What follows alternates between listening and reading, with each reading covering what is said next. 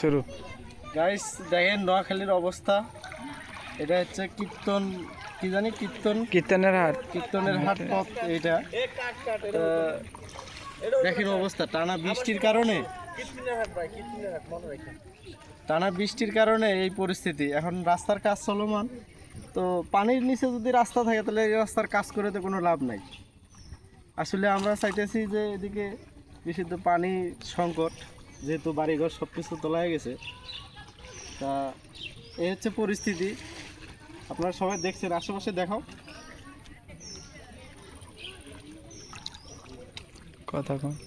মানুষের জনজীবন ভোগান্তিতে, মানুষ আসলে কত কষ্ট করে এই পানিতে পার হচ্ছে আসলে আপনারা দেখতেছেন।